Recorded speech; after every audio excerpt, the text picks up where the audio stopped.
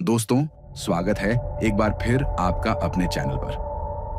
तो आज मैं फिर आपके लिए एक बड़ी ही डरावनी कहानी लेकर आया हूं। क्या आपने कभी सोचा है कि जब एक इंसान की सबसे बड़ी इच्छा उसके दिल में जिद बन जाए, तो वह उसे पूरा करने के लिए किस हद तक जा सकता है? आज की कहानी उसी जिद और उसके भयानक अंजाम की है। माना जाता है कि दुनिया में कुछ ऐसी शक्तियां होती हैं जो इंसान को उसकी सबसे गहरी इच्छाएं पूरी करने का लालच देती हैं। पर क्या आप जानते हैं कि उस लालच की कीमत क्या होती है? आज मैं आपको एक ऐसी ही प्राचीन विद्या और एक युवक की दर्दनाक कहानी सुनाने जा रहा हूं, जो आपके फेवरेट टॉपिक कर्ण पिशाचिनी की है। यह कहानी शुरू होती है राजस्थान के भद्रपुर कस्बे में, जहां सदियों पुरानी हवेलियां, धूल भरी गलियां और मंदिरों की घंटियां समय को थामे हुए थीं। वहीं एक साधारण सा नौजवान रहता था, अरविंद। उसके पिता गांव के पुजारी थे और माता एक सीधी सादी गृहिणी। उनके जीवन की सबसे बड़ी पूंजी उनका इकलौता बेटा था। अरविंद का जीवन शांत और साधारण था, पर उसके दिल में एक तूफान पल रहा था। एक ऐसा तूफान जिसकी वजह थी सुजाता। सुजाता कोई साधारण लड़की नहीं थी। वह भद्रपुर के सबसे धनी और प्रभावशाली व्यक्ति ठाकुर भानु प्रताप सिंह की इकलौती बेटी थी। जहां अरविंद की दुनिया पुरानी किताबों और मंत्रों तक सीमित थी, वहीं सुजाता की दुनिया शहर की चकाचौंध, आधुनिक शिक्षा और खुले विचारों से भरी थी। बचपन में दोनों साथ खेलते थे, जब हैसियत का फर्क इतना मायने नहीं रखता था। पर जैसे जैसे वे बड़े हुए, उनके बीच की खाई और भी गहरी हो गई। ठाकुर की शान और अरविंद की सादगी के बीच एक अदृश्य दीवार खड़ी हो गई थी। अरविंद का प्रेम सिर्फ एक आकर्षण नहीं था, बल्कि एक अजीब सा जुनून बन गया था। वह सुजाता को दूर से देखता, उसकी मुस्कान को याद करता और रात रात भर जागकर उसके बारे में सोचता। वह जानता था कि यह प्रेम एक असंभव सपना है, पर वह खुद को रोक नहीं पाता था। हर दिन गांव में यह चर्चा होती थी कि ठाकुर साहब अपनी बेटी के लिए एक ऐसे लड़के की तलाश में हैं जो उनकी शान के बराबर हो। जब भी अरविंद यह सुनता, उसके सीने में एक दर्द की लहर दौड़ जाती। उसे लगने लगा था कि उसकी सारी मेहनत, उसका सारा प्रेम सब व्यर्थ है।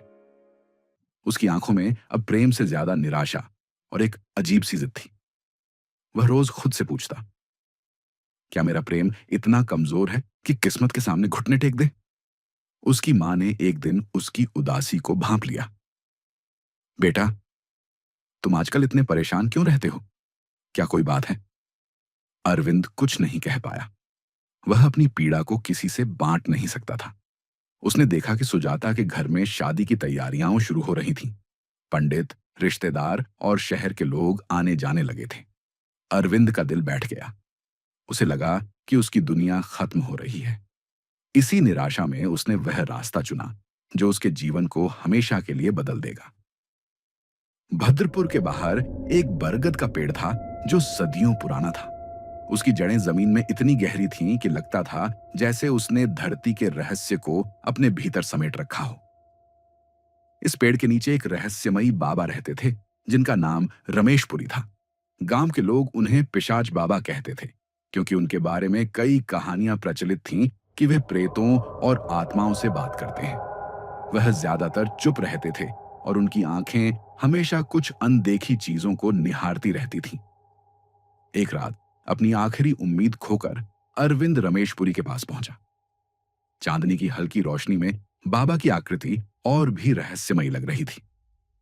अरविंद ने उनके पैरों में गिरकर अपनी आप बीती सुनाई। बाबा, मैं सुजाता से प्रेम करता हूं, पर वह मेरी नहीं हो सकती। मुझे कोई ऐसा रास्ता बताए जिससे मैं उसे पा सकूं। रमेशपुरी ने अपनी आंखें बंद कर लीं, जैसे कि वे किसी गहरी स्मृति में डूब गए हों। उनकी आवाज धीमी और गंभीर थी। बेटा, प्रेम की आग में जल रहा है तू, पर जिस रास्ते की ओर तू देख रहा है, वह आग तुझे भस्म कर देगी। अरविंद ने जिद की। बाबा, मुझे कोई परवाह नहीं। मेरा जीवन पहले ही व्यर्थ है। अगर सुजाता मेरी हो जाए तो मैं कुछ भी करने को तैयार हूं। बाबा ने लंबी सांस ली। एक जमाना था जब मैं भी तुम्हारी तरह था। मेरे गुरु ने मुझे कर्ण पिशाचिनी की विद्या सिखाई थी। वह एक ऐसी आत्मा है जो तुम्हारे कान में भविष्य फुसफुसाती है, तुम्हारे हर सवाल का जवाब देती है और तुम्हारी हर इच्छा पूरी करती है, पर बदले में वह तुम्हारी आत्मा का एक टुकड़ा ले लेती है। रमेश पुरी की आंखों में एक भयानक दर्द था। मेरे गुरु ने भी इस विद्या का प्रयोग किया था। उन्होंने कहा था कि यह एक ऐसा सौदा है जो तुम्हारी पहचान छीन लेता है। यह सिर्फ एक शक्ति नहीं है, यह एक अभिशाप है जो इंसान को अंदर से खोखला कर देता है। इसीलिए मैंने इस विद्या को त्याग दिया था। पर आज तुम्हारी आंखों में मैं वही पागलपन देख रहा हूं जो कभी मुझ में था। यह सुनकर भी अरविंद पीछे नहीं हटा। उसने कहा, मुझे कोई परवाह नहीं बाबा, मेरी पहचान पहले ही खो चुकी है। अगर सुजाता मेरी हो जाए तो मैं सब कुछ देने को तैयार हूं। रमेश पुरी ने अपनी पोटली से एक पुरानी पीली पड़ चुकी पार्चमेंट निकाली। उस पर कुछ रहस्यमयी निशान और मंत्र लिखे थे। याद रख, यह सिर्फ मंत्र नहीं, यह तुम्हारी आत्मा को दांव पर लगाने का रास्ता है। पूर्णिमा की रात श्मशान में जाकर उन्होंने साधना का पूरा तरीका बताया। हर शब्द एक चेतावनी की तरह था, पर अरविंद के कानों में सिर्फ सुजाता का नाम गूंज रहा था। अमावस्या की रात, घनी काली रात, जिसमें हवा भी डर से कांप रही थी। पूरा भद्रपुर गहरी नींद में था, पर अरविंद का दिल जोरों से धड़क रहा था। वह अकेला डरे हुए कदमों से श्मशान की ओर बढ़ रहा था। श्मशान की सीमा में घुसते ही हवा का रुख बदल गया। हवा में सड़ी हुई लकड़ियों और गीली मिट्टी की गंध थी। चिताओं की राख हवा में तैर रही थी और दूर से सियारों की डरावनी आवाजें गूंज रही थीं। अरविंद ने बाबा के बताए अनुसार जमीन पर 3 काले पत्थर रखे और उन्हें एक त्रिकोण का आकार दिया। त्रिकोण के हर कोने पर उसने एक एक मिट्टी का दिया रखा और बीच में एक छोटा सा त्रिशूल गाड़ दिया।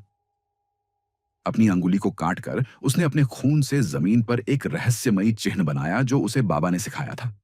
उसके शरीर में एक अजीब सी ठंडक दौड़ गई, जैसे कोई अदृश्य शक्ति उसे छू रही हो। उसने त्रिशूल के ठीक सामने बैठकर अपनी आंखें बंद कर लीं और मंत्र का जाप शुरू किया। एयूएम कर्ण पिशाचिन्याय नमः। एयूएम कर्ण पिशाचिन्याय नमः।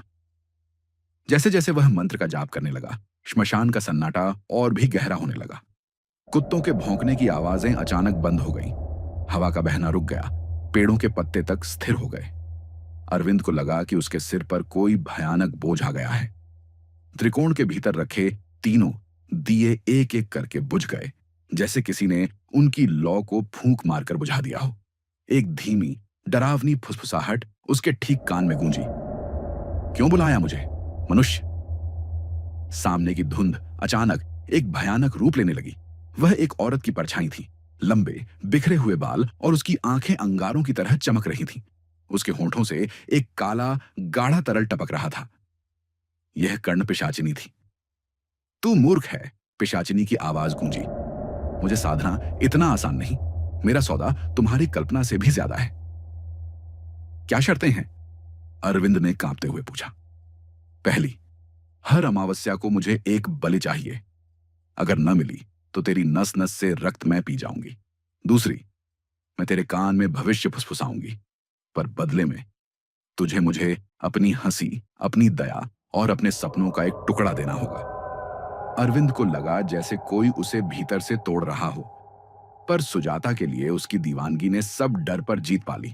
उसने हामी भर दी। पिशाचिनी के होंठ एक भयानक मुस्कान में फैल गए। उसने अपनी उंगली से अरविंद के माथे पर एक ठंडा स्पर्श किया। एक काली जहरीली धारा उसके शरीर में समा गई। उसी क्षण अरविंद को एक भयानक असहनीय दर्द हुआ। यह उसकी आत्मा से एक हिस्सा छीनने का दर्द था। अगले कुछ दिनों में अरविंद का जीवन पूरी तरह बदल गया। उसकी हर इच्छा को पिशाचिनी ने पूरा करना शुरू कर दिया। उसकी फुसफुसाहटें अब उसके कानों में हर पल गूंजती थीं। आज सुबह तू उस रास्ते पर जा, तुझे सुजाता मिलेगी। उससे यह कह, वह तेरी बात मानेगी। पिशाचिनी की सलाहें अचूक थीं। सुजाता, जो पहले उसे नजरअंदाज करती थी, अब उसे मिलने लगी। उसने अरविंद से बात करना शुरू किया और उसकी बातों में एक अजीब सा जादू था। गांव के लोग हैरान थे। ठाकुर भानु प्रताप को भी यह रिश्ता रास नहीं आया, पर वह सुजाता को खुश देखकर कुछ कर नहीं पाए। पर यह बदलाव सिर्फ बाहर नहीं था, अरविंद के भीतर भी एक भयानक बदलाव आ रहा था। उसके चेहरे की हंसी गायब हो चुकी थी। जब कोई दोस्त हंसी मजाक करता तो वह सिर्फ एक फीकी मुस्कान देता था। उसकी आंखों से वह दया और करुणा गायब हो गई थी, जो कभी उसका सबसे बड़ा गुण था। अब उसे दूसरों की पीड़ा से कोई फर्क नहीं पड़ता था। रात होते ही उसे भयानक सपने सताते थे, जहां अधजली लाशें और डरावनी परछाइयां उसे घेरे रहती थीं। पिशाचिनी की फुसफुसाहटें अब सिर्फ सुजाता के बारे में नहीं थीं। वह उसे गांव के लोगों, उसके दोस्तों और यहां तक कि उसके माता-पिता के बारे में भी रहस्य बताती थीं। तेरा दोस्त तुझे धोखा देगा। उसकी नीयत अच्छी नहीं है। तेरी मां तेरे प्रेम से खुश नहीं है। वह तेरा बुरा चाहती है। धीरे धीरे अरविंद अपने परिवार और दोस्तों से दूर होने लगा। उसे लगने लगा कि हर कोई उसका दुश्मन है। वह पूरी तरह से अकेला हो चुका था, बस सुजाता और कर्ण पिशाचिनी के साथ। सुजाता ने भी यह बदलाव महसूस किया। अरविंद, तुम बदल गए हो। तुम्हारी आंखों में वह चमक नहीं रही। वह डर जाती थी। कर्ण पिशाचिनी की मांगें दिन ब दिन बढ़ती जा रही थीं। शुरुआत में वह एक छोटे जानवर की बलि से खुश थी, पर अब वह और भी कुछ मांगने लगी थी। मुझे एक मनुष्य की बलि चाहिए, एक ऐसा रहस्य जो किसी ने न सुना हो। अरविंद ने विरोध किया। नहीं, मैं ऐसा नहीं करूंगा। पिशाचिनी हंसी। तो तेरा सौदा खत्म। और याद रख, जिसने मुझे साधा है वह कभी मुझसे मुक्त नहीं हो सकता। अरविंद का शरीर पीला पड़ चुका था। उसकी आंखों के नीचे गहरे काले घेरे थे। वह बिना सोए रातें गुजारता था। उसका मन हर पल एक बेचैनी और डर में डूबा रहता था। वह अब न सुजाता से खुलकर बात कर पाता था और न ही अपने मन की बात किसी और से कह पाता था। एक दिन ठाकुर भानु प्रताप ने अपनी बेटी के लिए शहर के एक बड़े व्यापारी के बेटे से शादी तय कर दी। ठाकुर को यह रिश्ता पसंद नहीं था और गांव में बढ़ती हुई अफवाहों ने उसे यह कदम उठाने पर मजबूर कर दिया। यह सुनकर अरविंद तिलमिला उठा। उसे लगा जैसे उसकी दुनिया खत्म हो गई हो। वह रोते रोते श्मशान की ओर भागा। उसने पिशाचिनी को पुकारा। यह क्या किया तूने? तूने कहा था कि सुजाता मेरी होगी। अब उसकी शादी हो रही है। पिशाचिनी प्रकट हुई। उसकी आंखों में एक भयानक क्रोध था। मैंने तो सिर्फ तुम्हें रास्ता दिखाया था। तुमने अपनी आत्मा को दांव पर लगाया था। अब तुम सिर्फ मेरे हो। गुस्से में अरविंद ने चिल्लाकर कहा, मैं तेरी गुलामी से मुक्त होना चाहता हूं। मैं यह सौदा तोड़ता हूं। पिशाचिनी ठहाके मारकर हंसी। तू मूर्ख है। तूने मुझसे अपनी आत्मा का एक टुकड़ा दिया है। अब तू एक इंसान नहीं, एक प्रेत बन चुका है। तू मुझसे मुक्त नहीं हो सकता। फिर उसने धीरे से अरविंद के कान में फुसफुसाया। तुम्हें सुजाता चाहिए? मैं उसे तुम्हारी बना सकती हूं, पर जिंदा नहीं। मैं उसे एक ऐसी प्रेतात्मा में बदल सकती हूं जो हमेशा तुम्हारे साथ रहेगी। अरविंद सन्न रह गया। यह कैसा प्रेम था जो अपनी प्रेमिका को एक प्रेतात्मा बनाना चाहता था? उसे अपनी गलती का एहसास हुआ। उसने प्रेम को एक स्वार्थी इच्छा में बदल दिया था और अब उसका फल भुगतने का समय आ गया था। नहीं, मुझे सुजाता को नहीं खोना है। मैं उसे नहीं मरते हुए देख सकता। तो फिर तुम्हारा सौदा खत्म। तुम मेरे हो और वह किसी और की। पर कर्ण पिशाचिनी की फुसफुसाहट यहीं खत्म नहीं हुई। वह एक अंतिम भयानक रहस्य उसके कान में फुसफुसाया। तुमने मुझसे जो शक्तियां ली थी, अब वे तुम पर ही हमला करेंगी। तुम्हारी सारी खुशियां, सारे सपने सब राख हो जाएंगे। कहते हैं उसी रात ठाकुर भानु प्रताप के घर में एक भयानक आग लगी। पूरा घर धुआं और आग के लपटों में गिर गया। गांव के लोग डरकर भागे, पर कोई आग बुझाने की हिम्मत नहीं जुटा सका। जब सुबह हुई तो लोगों ने देखा कि ठाकुर का जब सुबह हुई तो लोगों का था।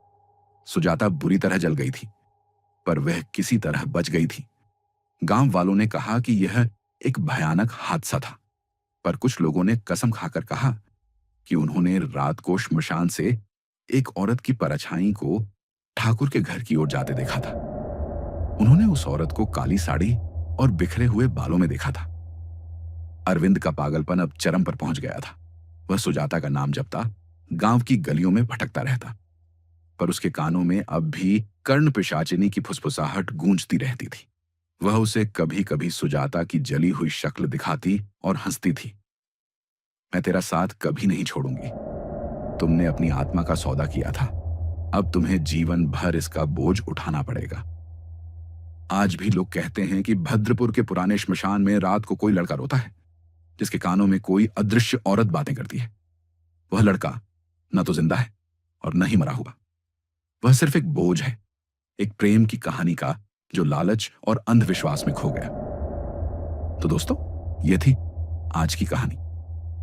और सबसे आखिर में, आपको यह कहानी कैसी लगी मुझे कमेंट कर जरूर बताएं, और कुछ लाइंस में यह भी जरूर बताएं कि आपका आज तक का सबसे डरावना सपना क्या था।